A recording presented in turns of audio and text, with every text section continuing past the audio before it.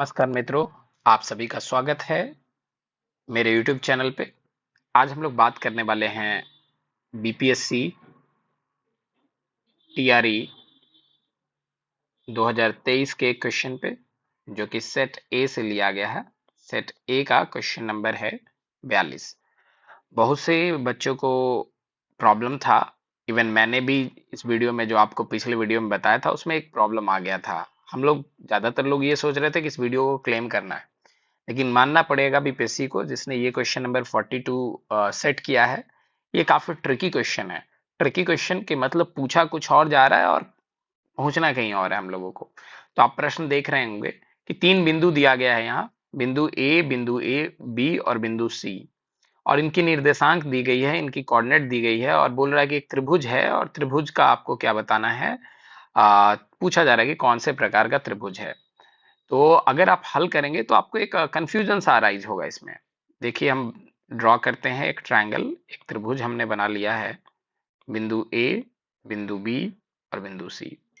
बिंदु ए की कोऑर्डिनेट की अगर हम बात करें तो बिंदु ए का कोऑर्डिनेट आपको दिखाई देगा, कितना दिया गया है, 1, -1। बिंदु बी की कोऑर्डिनेट की अगर हम बात करें तो बिंदु बी का कोऑर्डिनेट आपको दिया गया है 3, -4। और बिंदु सी की कोऑर्डिनेट की अगर हम बात करें तो बिंदु सी का कोऑर्डिनेट है आपका 5, -7। अगर हम इसमें से ए बी कैलकुलेट करें तो आपको पता है कि डिस्टेंस फॉर्मूला क्या होता है, √x2 - x1 का whole square plus y2 - y1 का होल स्क्वायर। ये अगर हम फाइंड करें तो इससे हमारा डिस्टेंस निकलता है किन दो बिंदुओं के बीच का। जो भी दो बिंदु आपको दिए गए हैं उनकी दो बिंदुओं के बीच का डिस्टेंस निकलता है इससे। अब अगर हम इसी तरह से ए बी फाइंड करें, ए बी अगर हम लोग फाइंड करें तो ए बी रूट अंडर क्या होगा, x2 के प्लेस पर हम 3 ले रहे हैं तो 3 माइनस x1 के प्लेस पे 1 लेना पड़ेगा, 1 का स्क्वायर प्लस y2 क्या होगा हमारा -4, और y1 क्या हो गया तो -1। तो -1 बीच में माइनस ऑलरेडी था, यानी +1 स्क्वायर, तो स्क्वायर कर दिया जाए।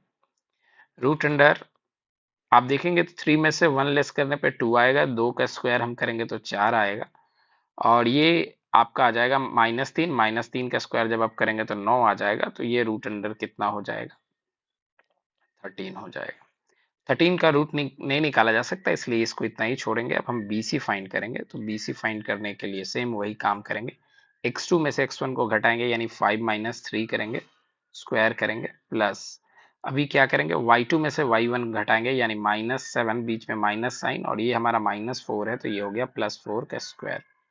आप क्या करेंगे, इसको सॉल्व करेंगे, सिंप्लीफाई करेंगे। अब हम अगर सिंप्लीफाई करेंगे तो क्या मिलने जा रहा है हम लोगों को, 5 - 3 2, 2 का स्क्वायर 4, 2 का स्क्वायर 4 हो गया, प्लस -7 + 3 तो हो जा रहा है हमारा -7 + 4, तो इट मीन्स क्या हो गया, 3 का स्क्वायर क्या हो गया, 9। इट मीन्स इसका भी वैल्यू आ गया √13। तो आपको दिखाई देगा यहाँ पे एक चीज दिख जाता है कि ए बी इक्वल टू क्या हो जा रहा है, BC। जैसे ही ये हो जाता है, हम लोग क्या कर देते हैं, इस क्वेश्चन का आंसर लगा देते हैं समद्विबाहु। लेकिन देखिए, इसी जगह ये ट्रिकी क्वेश्चन हो जाता है कि हम तीसरे साइड को चेक नहीं किए, और चेक करने पर भी कंफ्यूजन हम लोगों को हो जाता है। चलिए हम तीसरा साइड निकालते हैं, AC। तो AC का अगर हम बात करें तो रूट अंडर AC के लिए क्या होगा, x2 में क्या कर लिया जाए तो 1 - 5 का स्क्वायर कर दिया जाए, 1 - 5 का स्क्वायर प्लस y2 क्या कर लिया जाए तो -1 बीच का माइनस साइन, और ये प्लस क्या हो जाएगा, 7 हो जाएगा, -7 था इसलिए स्क्वायर कर दिया जाए। अभी अगर हम इसको सॉल्व करें तो क्या आने वाला है हमारा, इसको हल करें तो 5, 1 में से 5 चला जाएगा तो बचेगा हमारा -4। -4 का स्क्वायर अगर हम करें तो कितना आ जाएगा, 4 का स्क्वायर 16 होता है, और माइनस है तो कोई फर्क तो पड़ता नहीं आपका स्क्वायर होने पर। और ये हो गया आपका +6, तो +6 हो गया, तो +6 का स्क्वायर अगर किया जाए तो 6 का स्क्वायर 36 होता है। अब इसको सिंप्लीफाई करते हैं तो इसको सिंप्लीफाई करने पर आएगा 6 6 12 का 2 बचा 1, 3 1 4 1 5, 52। तो 52 को अगर आप स्प्लिट करेंगे तो स्प्लिट करने पर आपका क्या आ जाएगा, 13 चौको 52। इसको हम लिख सकते थे 13 × 4, और 4 का रूट निकलता, 4 का मूल निकलता, 4 का रूट निकलता 2, और यहाँ पे आपका 2√13 हो जाता। हम लोगों को ये दिख जाता है कि ए बी बराबर BC है, बट नॉट बराबर CA है, तो या AC है, यूं कहें कि AC है। तो इससे हम क्या कर देते हैं, कंफर्म हो जाते हैं कि ये जो ट्रायंगल है हमारा, ये जो ट्रायंगल है वो क्या है हमारा, समद्विबाहु है, समद्विबाहु लग जाता है। और यही होता है हमारा क्वेश्चन का आंसर गलत। क्यों गलत हो जा रहा है? क्योंकि यहाँ पर एक ट्रिक के साथ सेट किया गया क्वेश्चन, अगर आप गौर करेंगे तो आपको ये नजर आएगा कि अगर हम A B plus B C को ऐड कर दे तो ये ए सी के बराबर आ जा रहा है। A B plus B C को यानी √13 प्लस √13 अगर हम कर दें तो ये आपका आ जा रहा है 2√13, 2√13 आ रहा है। और ये किसका कंडीशन है? तो कॉन्ग्रुएंट पॉइंट का, यानी संरेखीय बिंदु का पॉइंट है ये, संरेखीय का ये पॉइंट है। संरेखीय यानी पॉइंट जो है वो कोलिनियर हो गए, यानी इससे ट्रायंगल बनेगा ही नहीं, इससे त्रिभुज बन ही नहीं सकता। तो इस प्रश्न का सही उत्तर वास्तविकता में होना चाहिए ई, उपयुक्त में से कोई नहीं। और बीपीसी ने यही दिया है। ज्यादातर लोगों को कंफ्यूजन आ रहा है इसमें कि आंसर ए होगा या ई होगा। तो बीपीसी ने जो आंसर दिया है वो उपयुक्त में से कोई नहीं है, जो कि बिल्कुल सही उत्तर है। तो यानी बीपीसी द्वारा दिया गया उत्तर ई जो है वो बिल्कुल सही है। आइए इसको एक दूसरे तरीके से भी हल करते हैं हम लोग, एरिया ऑफ ट्रायंगल वाले फॉर्मूला से। एरिया ऑफ ट्रायंगल वाले फॉर्मूला से भी हम अगर हल करें तो हम देखते हैं इसको कैसे कर सकते हैं। हम ऊपर वाले फिगर को फिर से हम नीचे बना लेते हैं। तो ऊपर में हमने जो फिगर बनाया वो कुछ ऐसा था। एक ट्रायंगल था, ट्रायंगल का साइड ए, वर्टेक्स ए जो था आपका 1, -1 था। फिर वर्टेक्स बी जो था आपका कॉमा था 3, -4 था ये। और सी जो था ये आपका 5, -7 था। अब देखिए त्रिभुज के क्षेत्रफल का अगर हम सूत्र याद करें, त्रिभुज का क्षेत्रफल का सूत्र आपको याद होगा। त्रिभुज का क्षेत्रफल का सूत्र आपको याद होगा। क्या था त्रिभुज का क्षेत्रफल निकालने का? 1/2, 1/2 गुने x1 into y2 minus y3 plus x2 into y3 minus y1 plus क्या था x3 into y1 minus y2। ये हमारा सूत्र था त्रिभुज का क्षेत्रफल निकालने का। तो 1/2 को 1/2 छोड़ दिया हमने। x1 की जगह हमने मान लिया, तो x1 की जगह हम 1 ले लेते हैं। तो x1 की जगह 1 ले लिया हमने। और y2 क्या हमारे पास? तो y2 हमारे पास क्या है? -4। माइनस y3 क्या है? तो y3 हमारे पास है -7। तो ये क्या हो जाएगा? +7 कर लिया हमने। फिर हम लोग x2 क्या ले रहे हैं? x2 यहाँ हमारा +3 है, तो +3 ले लिया हमने। +3 y3 क्या है? तो y3 हमारा हमने ले लिया है -7। बीच में माइनस का साइन, y1 माइनस में है तो माइनस ये +1 हो गया।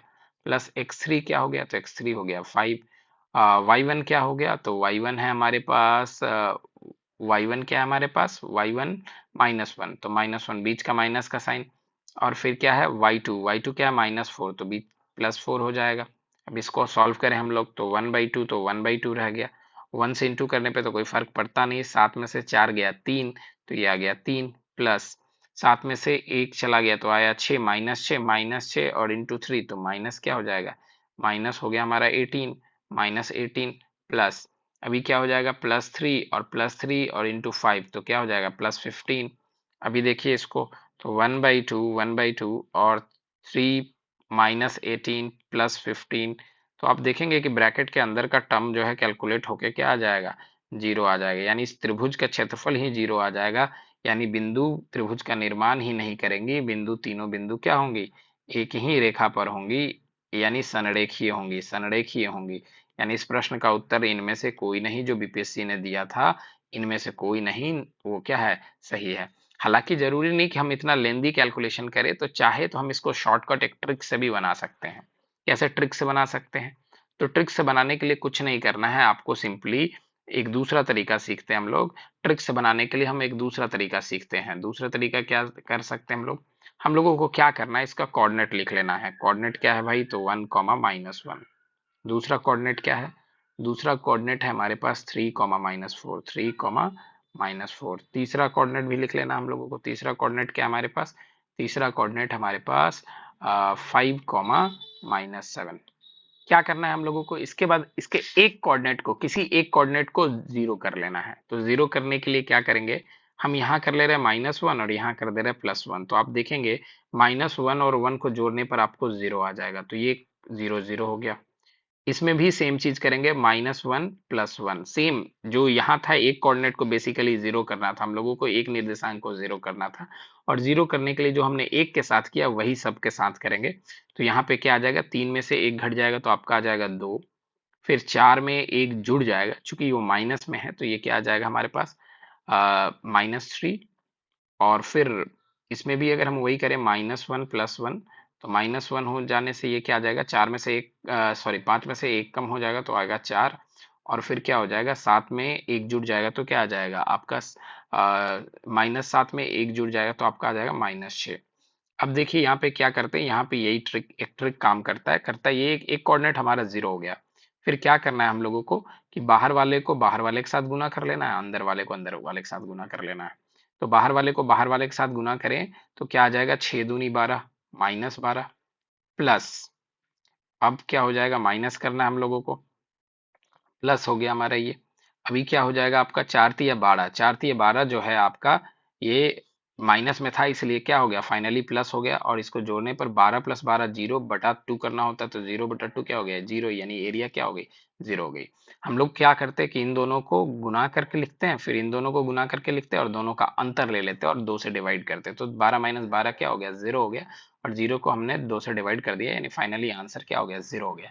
यानी ये जो बिंदुएं दी गई हैं, जो बिंदु हमारा ए बी सी है, ये बिंदु त्रिभुज का निर्माण ही नहीं करेंगे। ये बिंदुओं क्या है, संरेखिक बिंदु है, क्योंकि एरिया ऑफ ट्रायंगल क्या आ जा रहा है, 0 आ जा रहा है। यानी बीपीएससी ने जो उत्तर ई दिया है वो बिल्कुल क्या है, सही है। ये तीनों के तीनों बिंदु संरेखीय हैं तो किसी भी त्रिभुज का निर्माण नहीं होगा।